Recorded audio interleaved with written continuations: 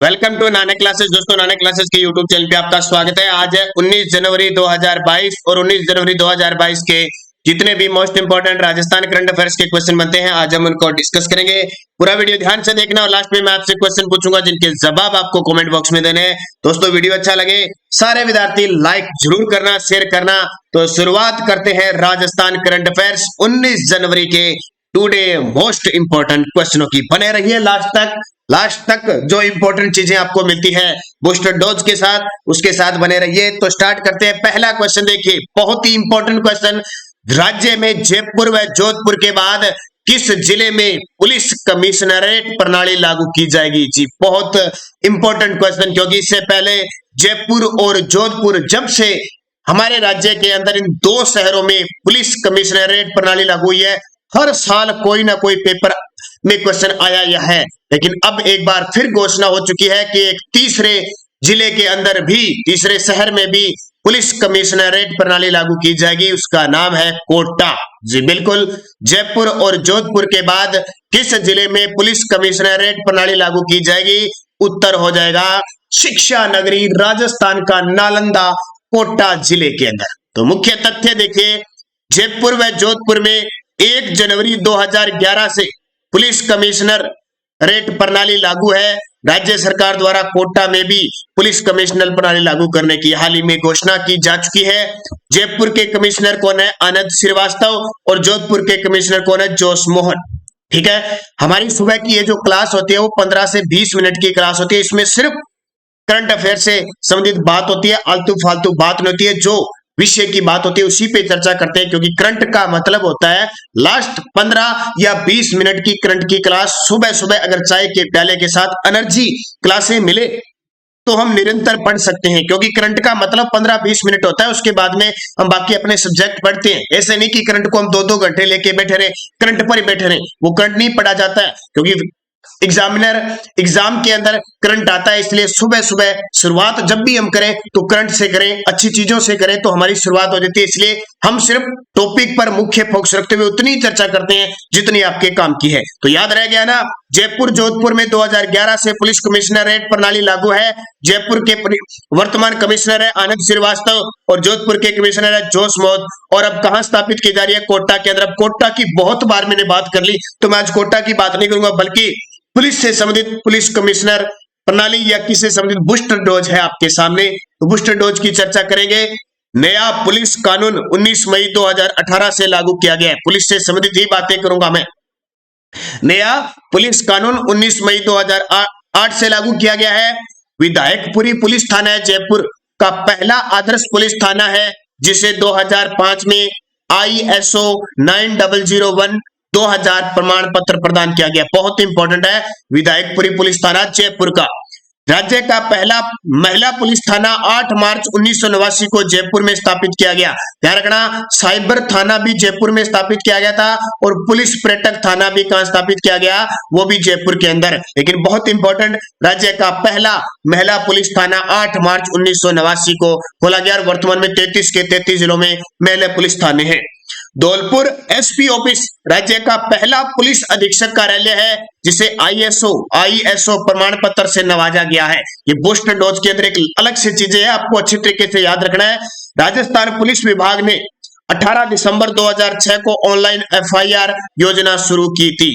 Rajasthan police विभाग में 18 दिसंबर 2016 को ऑनलाइन FIR दर्ज करवाने की योजना शुरू की गई थी। और राजस्थान पुलिस के पहले DGP रघुनाथ कपूर, जिनका हाल ही में निधन हो गया, पहले DGP बने थे 1983 में रघुनाथ कपूर, और उनका हाल ही में निधन हो गया, इसलिए चर्चा में। और वर्तमान में राजस्थान के DGP कौन है? वर्तमान में DGP है ML लाठर, या कहे मोहनलाल लाठर, वर्तमान में राजस्थान के DGP है। तो ये सारी बातें जब पुलिस विभाग की बात आई है तो ये मैंने आपको नई चीजें, क्योंकि बूस्ट डोज का मतलब होता है ऐसी चीजें जो आपने नहीं पढ़ी हो या आपके एग्जाम के लिए दृष्टि से इंपॉर्टेंट हो, वो चीजें आपको उपलब्ध करवाई है। दूसरा क्वेश्चन, राष्ट्रीय जनजातीय स्वतंत्रता संग्राम संग्रहालय राजस्थान के किस जिले में खोला गया? बहुत इंपॉर्टेंट है, राष्ट्रीय जनजातीय स्वतंत्रता संग्राम संग्रहालय राजस्थान के किस जिले में खोला गया है?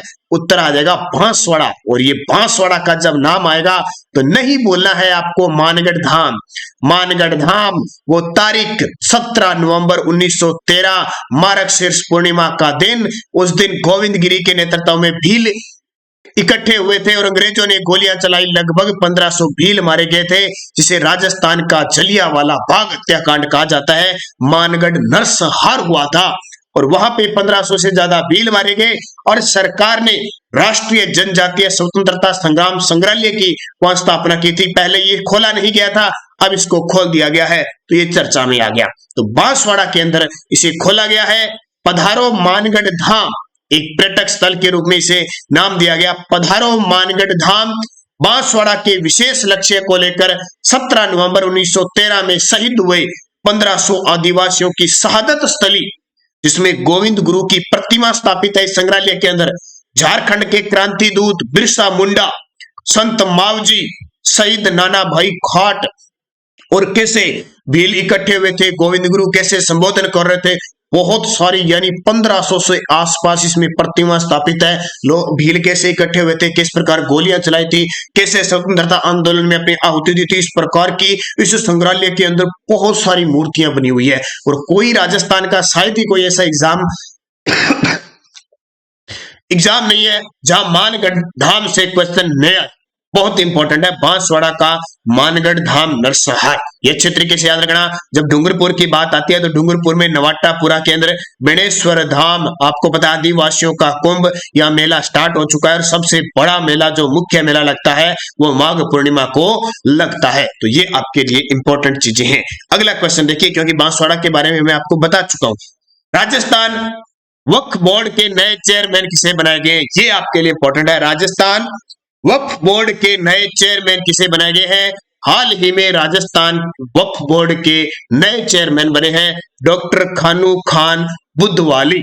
डॉक्टर खानू खान बुद्धवाली राजस्थान वक्फ बोर्ड के नए चेयरमैन बनाए गए हैं। तो बहुत इंपॉर्टेंट है, राजस्थान वक्फ बोर्ड के नए चेयरमैन डॉक्टर खानू खान बुद्धवाली पहले ऐसे बोर्ड सदस्य है जो लगातार दूसरी बार निर्विरोध चुने हैं। ध्यान रखना, वक्फ बोर्ड चेयरमैन को राज्य सरकार राज्य मंत्री का दर्जा देती है। तो ये विभाग है, ये इंपॉर्टेंट है, इतना ही याद रखना। राजस्थान वक्फ बोर्ड के नए चेयरमैन डॉक्टर खानू खान बुद्धवाली पहले ऐसे बोर्ड सदस्य हो गए जो दूसरी बार निर्विरोध अध्यक्ष बने हैं। और वक्फ बोर्ड को चेयरमैन होता है, उसको राज्य सरकार राज्य मंत्री का दर्जा देती है। अमर सिंह राठौड़ राजस्थान राज्य निर्वाचन आयोग के प्रथम अध्यक्ष थे, ये ध्यान रखना। रामावतार सिंह जाखड़ वर्तमान में राजस्थान ओलंपिक संघ के अध्यक्ष है।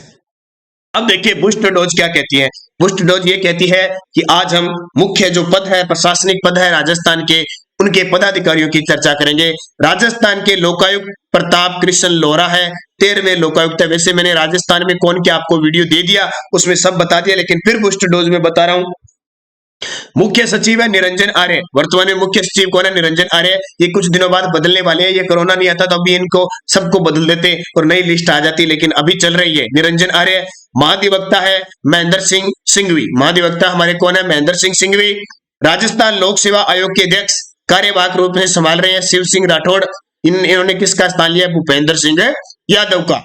राजस्थान कर्मचारी चयन बोर्ड हरि प्रसाद शर्मा, ध्यान रखना, कर्मचारी चयन बोर्ड जिसको कहते हैं RSMSSB रमसा बोर्ड जो है ना, ये आपकी पटवारी का भी जल्द ही रिजल्ट निकालने वाला है। बस 5-10 दिनों में पटवारी का रिजल्ट आ जाएगा। और जो विद्यार्थी वीडियो की तैयारी कर रहे हैं, मेंस की तैयारी कर रहे हैं, ये मान के चलो 50+ नंबर है, वो मेंस की तैयारी कीजिए और सिलेबस वही रहेगा जो पहले था, वही सिलेबस रहेगा। बस उसमें हो सकता है वो टॉपिक डाल दे और पेपर अप्रैल मई से पहले नहीं होगा, ध्यान रखना अच्छे तरीके से। अभी एक JN विभाग में भर्ती आई है, JN की भर्ती आई है 1000 कुछ पद, उसके लिए पढ़ना। 1 पाल 1 रख सके, दोबारा फॉर्म अप्लाई होके जल्दी पेपर हो जाएगा, ध्यान रखना। और हाईकोर्ट का, हाईकोर्ट D और LDC के है ना, ये मान के चलो ये कब भी पेपर हो सकते हैं, बस तैयारी रखो, तैयारी बस रखो, कब भी पेपर हो सकते हैं। ये से मत सोचो पेपर नहीं होगा और पेपर करवा दिया तो फिर आप क्या कर दोगे। तो ऐसी तैयारी रखो कि कब भी पेपर हो जाए, महीने में हो जाए, 2 महीने में हो जाए, हमें पेपर को क्लियर करना है। कई विद्यार्थी तो सोच में रहते हैं सर राजस्थान पुलिस का पेपर, अरे कब भी हो जाएगा, फिर क्या कर लोगे राजस्थान पुलिस का पेपर, सारा मैटर तो क्लियर करो। तैयारी कुछ है नहीं, पेपर करा दो, पेपर करा देंगे, रिजल्ट आ जाएगा, फिर देखते रहना। तो ऐसा सोचो ही मत। आज जो आरएएस की तैयारी कर रहा है, कोई आईएएस की तैयारी कर रहा है, वो ऐसे सोच के बैठ जाए कि कब यूपीएससी का पेपर होगा, कब आरपीएससी आरएएस का पेपर लेगी, कब एग्जाम लेगी। तो आरएएस आईएएस थोड़ी लगते हैं, उनका टारगेट होता है कि मुझे आरएएस बनना है, मुझे आईएएस बनना है। वैसे टारगेट रखो, मुझे राजस्थान पुलिस बनना है, मुझे पटवारी बनना है, मुझे ग्राम सेवक बनना है। पेपर चाहे साल बाद हो, चाहे 6 महीने बाद, चाहे महीने बाद, फिर लगोगे आप। ऐसे थोड़ी है बैठे हो, पेपर तो होता नहीं है, छोड़ दी पढ़ाई, फिर पेपर की तारीख आएगी फिर पढ़ोगे। वो पढ़ना नहीं होता है, तैयारी करो। जैसे जिसी को वनपाल की तैयारी कर रहा है, तो ऐसे टारगेट रखोगे मुझे वनपाल लगना है, बस तैयारी रखो।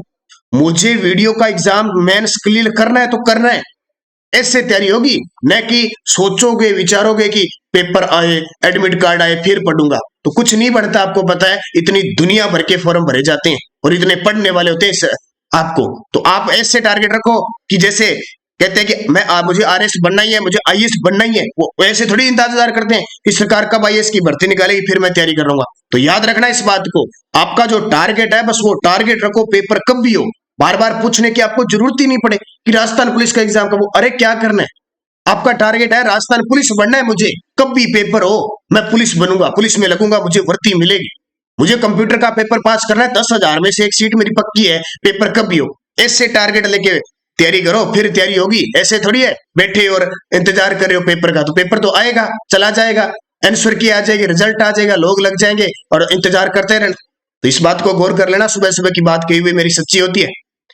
राजस्थान कर्मचारी चयन बोर्ड हरिप्रसाद शर्मा, मुख्य राज्य निर्वाचन आयुक्त प्रेम सिंह मेहरा। अब कल एक विद्यार्थी ने कमेंट किया था कि ये निर्वाचन आयुक्त बदल गए, नहीं बदले, प्रेम सिंह मेहरा ही है। और कल देखना, कल मैंने कहा था कथक नर्तक बिरजू महाराज का निधन हो गया। जी बिल्कुल आपकी बात सही है, मैंने कल 1983 बता दिया था पद्म विभूषण।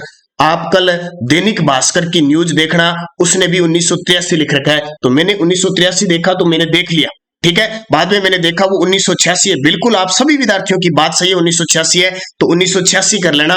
और आज मैं एक छोटा सा वीडियो भी दूंगा बिरजू महाराज पे स्पेशल, उसमें भी 86 है। तो ये कल भास्कर की न्यूज थी, उसमें 1983 लिख रखा था, तो मैंने तो डाटा जहां से लिया था वहां 1983 लिखा था। मैं आज आपको डाल दूंगा टेलीग्राम पे, उसका स्क्रीनशॉट डाल दूंगा, 1983 लिखा हुआ। एक विद्यार्थी ने मुझे व्हाट्सएप पर भेजा भी था, लेकिन मैंने उसको स्क्रीनशॉट भेजा, ये देखो भाई साहब मैंने तो यहां से उठाया, क्योंकि ये बाद की बात है। तो 1986 में मिला था, सही ध्यान रखना, मैंने वो 1983 में उस दैनिक भास्कर की न्यूज से बताया था। उसके बाद देखिए मुख्य चुनाव अधिकारी प्रवीण गुप्ता, ध्यान रखना कल मैंने राज्य निर्वाचन आयोग का वीडियो दिया था आपको। हमारे राजस्थान के अंदर एक मुख्य निर्वाचन आयुक्त होता है और एक ही सदस्य होता है अलग से, ठीक है, एक सदस्य है। जैसे भारत के अंदर 2 सदस्यीय निर्वाचन आयोग है, राज्य के अंदर 1 सदस्य है। तो प्रेम सिंह मेहरा तो है निर्वाचन आयुक्त और मुख्य चुनाव अधिकारी है प्रवीण गुप्ता। मुख्य सूचना आयुक्त है डीबी गुप्ता, देवेंद्र भूषण गुप्ता। पुलिस महानिदेशक है एमएल लाठर और राज्य मानवाधिकार आयोग के अध्यक्ष है गोपाल कृष्ण व्यास। स्क्रीनशॉट ले लो, बहुत इंपॉर्टेंट है, एक आधा पेपर में आता ही आता है। अगला टेलीग्राम लाइक शेयर सारे करते रहना और बेल आइकन का घंटा दबा लेना। चौथ का बरवाड़ा में चौथ माता के मंदिर को कोरोना के चलते बंद कर दिया गया है, यह किस जिले में? ये काफी चर्चा में रहता है। चौथ का बरवाड़ा चर्चा में भी था, सवाई माधोपुर, क्योंकि कैटरीना कैफ और विक्की कौशल की यहाँ पे शादी हुई थी, इसलिए भी चर्चा में आ गया। चौथ के बरवाड़े में खरबूजा महिला वहां हुई थी। तो चौथ का बरवाड़ा चौथ माता के मंदिर को कोरोना के चलते बंद कर दिया गया है, यह किस जिले में? अब खास बात देखो, चौथ माता के मंदिर में मेला कब लगता है? मुख्य अभी आने वाली है तिल चौथ। तिल चौथ या इसको हम कहते हैं संकट चौथ, संकट चतुर्थी भी कहा जाता है। ये कब आती है? अब माघ महीना चल गया, माघ कृष्ण पंचमी को आती है, माघ कृष्ण चौथ को आती है। एक कल हो सकता है मैं त्योहारों का टॉपिक रहूं। राजस्थान के अंदर जितनी यानी त्योहारों में जितनी चौथ आएगी ना वो कृष्ण पक्ष में आएगी। एक अपवाद है, गणेश चतुर्थी भाद्रपद शुक्ल चौथ को आती है। बाकी जितने भी त्योहारों में कब भी आए चौथ आएगी वो कृष्ण पक्ष में आएगी, चौथ है कृष्ण पक्ष में आएगी। अच्छे तरीके से पढ़ लेना, मैं जल्दी आपके लिए त्योहारों का टॉपिक लेके आने वाला हूं, शानदार तरीके से हर चीज आपके समझ में आ जाएगी। तो माघ कृष्ण चौथ आने वाली है, तिल चौथ या संकट चतुर्थी के दिन चौथ माता का मेला लगता है। लेकिन कोरोना की वजह से पहली बार ऐसा हुआ कि 570 सालों में पहली बार तिल चौथ या संकट चतुर्थी पर माता के दर्शन नहीं हो सकेंगे। तो चौथ का बरवाड़ा कहां पे है? सवाई माधोपुर में, और कंजर समाज की एक कुल देवी है, इतना भी आपको याद रखना है। तो सवाई माधोपुर के चौथ का बरवाड़ा में चौथ माता के मंदिर को कोरोना के चलते 571 साल में पहली बार तिल चौथ या संकट चतुर्थी पर माता के दर्शन नहीं हो पाएंगे। तो चौथ का बरवाड़ा चर्चा में आ गया सवाई माधोपुर में। अगला, राजस्थान के किस व्यक्ति को मिसेज यूनिवर्स 2022 के नेशनल डायरेक्टर नियुक्त किया गया है? जी बिल्कुल, राजस्थान के एक व्यक्ति हैं, उनको मिस नहीं है, मिसेज यूनिवर्स 2022 के नेशनल डायरेक्टर नियुक्त किया गया है। उनका नाम है योगेश मिश्रा।